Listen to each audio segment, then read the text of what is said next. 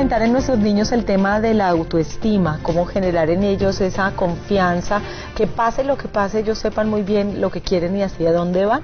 Pues es el tema que trataremos con nuestra especialista Milena Jaramillo, representante de la Fundación CINDE, Centro Internacional de Educación y Desarrollo Humano. Bienvenida, Milena, gracias por acompañarnos. Gracias a ustedes por la invitación. ¿Cómo se construye la autoestima en nuestros niños? Bueno, la autoestima se construye indiscutiblemente con otros. Los seres humanos no nacimos ya con una autoestima predeterminada, sino que se va construyendo es precisamente a partir de las experiencias que tenemos cotidianamente y muy especialmente con esas personas que son más significativas. Entonces, en el caso de los niños y las niñas, el primer espacio por excelencia de interacción es la familia. Y son esas las personas precisamente más significativas en nuestro proceso vital. Entonces es precisamente allí con los papás, las mamás y todo el ámbito familiar con quien se establecen esas primeras bases de lo que va a ser nuestra autoestima. ¿A partir de qué edad se deben empezar como a entregar esas pautas que generen en los niños adultos llenos de confianza?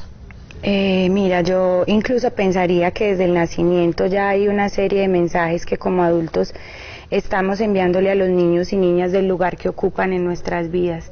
Entonces, inevitablemente toda interacción desde muy pequeños ya les va a estar a ellos diciendo qué tipo o cuánta valía tenemos en la vida de las demás personas. Entonces el solo hecho de responder a sus necesidades básicas, de estar allí, de hacerles entender que el mundo es un lugar seguro para habitar, eso ya va aportándole elementos a él que van a fortalecer obviamente su manera de ver el mundo y de estar en él. Hay personalidades, y yo creo que esas personalidades se notan desde el momento del nacimiento. Desde los primeros años de vida hay algo que es muy marcado e individual dentro de cada ser humano. ¿Cómo saber identificar qué tipo de personita tenemos en casa para ayudar a potencializarle todas esas cosas buenas que tiene y ayudar a que ella se sienta segura de lo que es? Claro, como tú dices, cada niño que llega a este mundo es una novedad, ¿cierto? Es un ser humano único, irrepetible, que seguramente pues va a traer muchísimas novedades también al entorno familiar. Ahí lo más importante es estar atentos, es observar con mucho detenimiento y con mucho amor como a todo lo que le está transcurriendo. Mira que el tema de la autoestima es un término que usamos tan cotidianamente que incluso diría uno se ha llegado hasta a trivializar.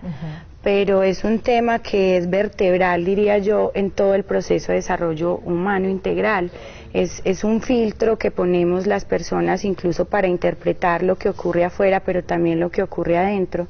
Entonces, esa autoestima va marcando cómo nos enfrentamos al mundo, cómo afrontamos las situaciones cotidianas, cómo entendemos lo que nos pasa, quiénes somos.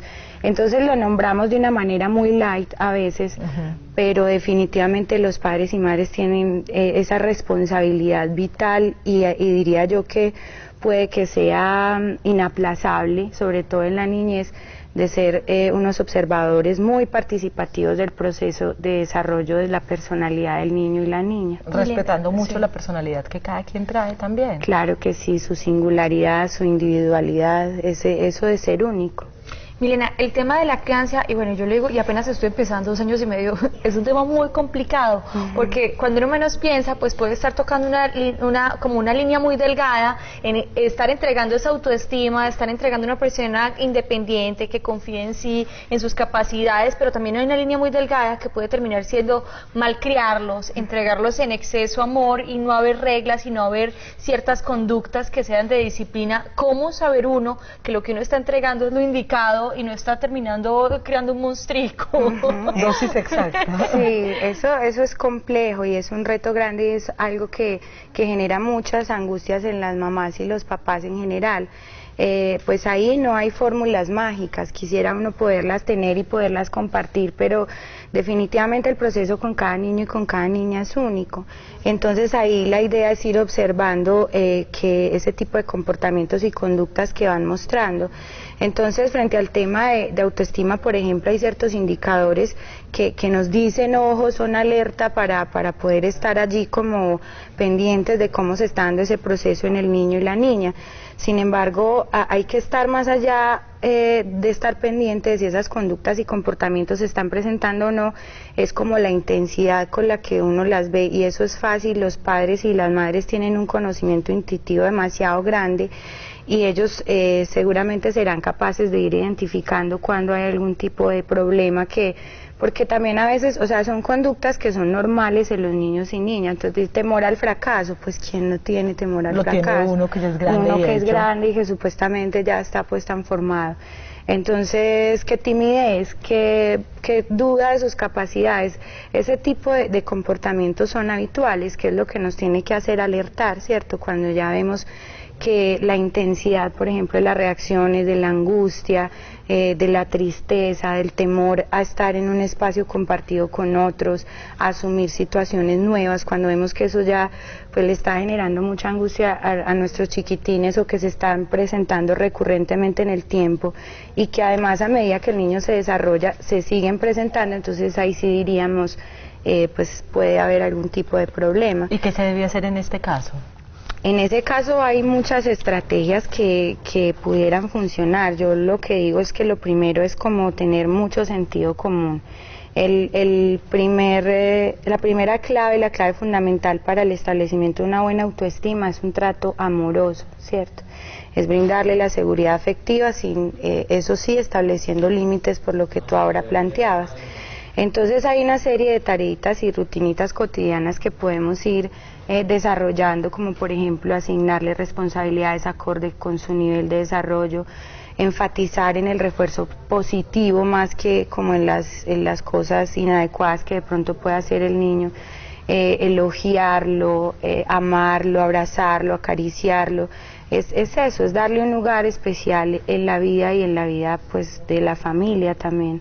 También, por ejemplo, ayudarlo y apoyarlo en la toma de decisiones, darle pequeños retos que él pueda ser capaz de ir resolviendo cada día, organizar incluso los recursos para asegurar que él pueda cumplir ese reto sin darle la respuesta, darle pistas, organizar los recursos, ayudarle a explorar todos sus talentos y todas esas cosas tan especiales y maravillosas y singulares que seguramente cada niño y cada niña tiene. Es increíble cómo los niños tienen una capacidad increíble, porque así no hablen, que es una tarea que le queda mucho más fácil a un padre cuando ya el niño se expresa, cuando ya puede decir lo que le duele, pues puede hacerlo a través de ciertas actitudes, ciertos signos o síntomas que uno dice, aquí las cosas no están funcionando bien.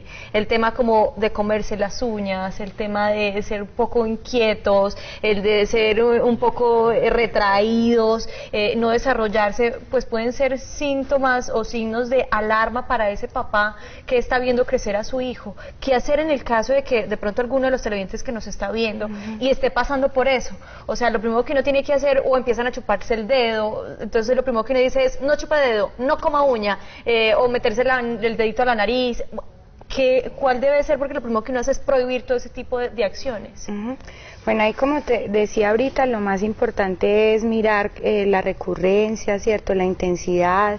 Entonces, cada caso es especial, entonces no podríamos decir pues que comerse las uñas pues sea ya un indicador de una patología o de algo que haga pensar que el niño tenga un desorden mental, o por llamarlo de alguna manera, algún tipo de trastorno, y incluso esperable dentro del proceso de desarrollo de los niños, pues eso de chuparse el dedito, ¿cierto?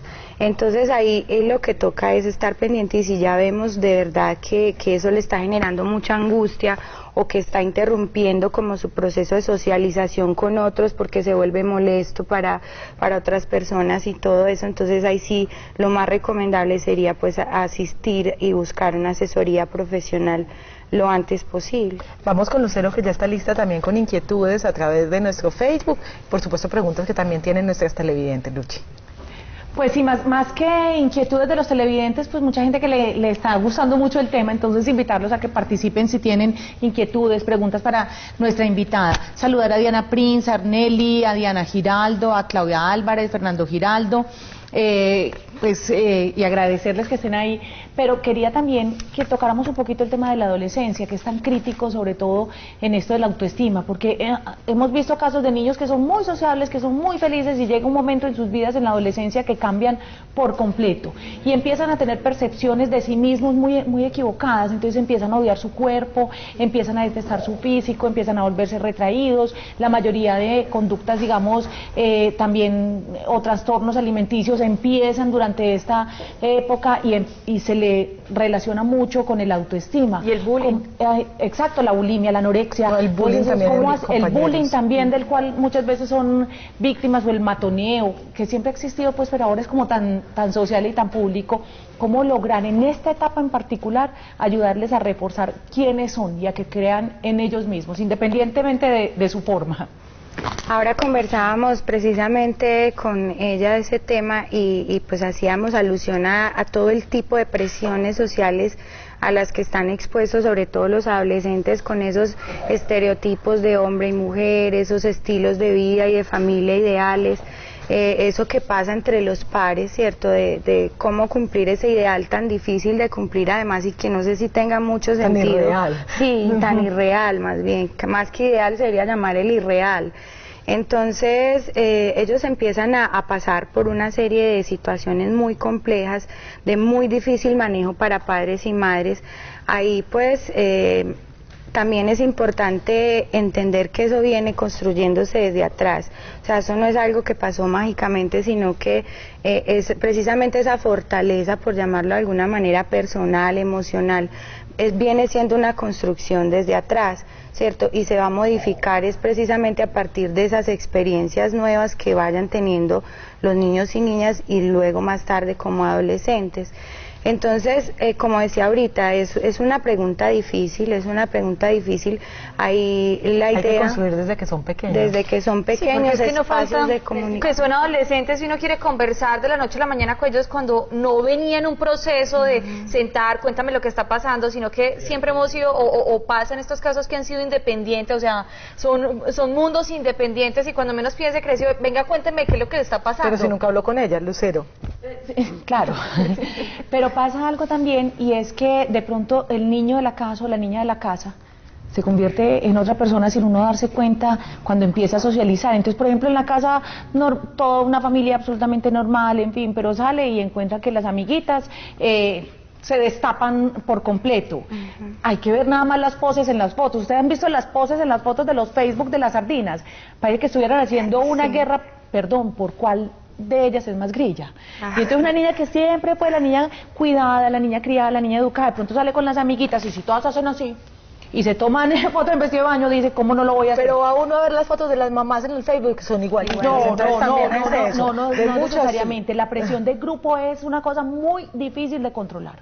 ¿Sí o no? Entonces, ¿cómo también lograr? Porque tampoco va a ser pues como el mosco en leche, el diferente por completo, que tengan como ese equilibrio. Pero que yo por lo creo, menos tengan Lucero, sensatez. Sí, yo creo que eso, como decíamos, bueno, se va construyendo desde muy temprano, pero también hay lugares donde los padres y madres, por más papás y mamás que seamos, no podemos entrar, y es en ese espacio donde el otro es otro, ¿cierto? Donde el otro es individual, donde el otro es singular, donde el otro está buscando quién es y cómo construir también su identidad, y pasar por eso es parte normal del proceso vital pues, y desarrollo. Hablar, conversar, entenderlos, pero también respetar en esa edad sus espacios, porque si hemos construido desde el principio, en algún momento volverán a ser lo que siempre han sido, ¿cierto? Narcisistas, en fomentarles mucha autoestima. Ah, también, ¿cierto? Sí. Vea a los argentinos, no mentira.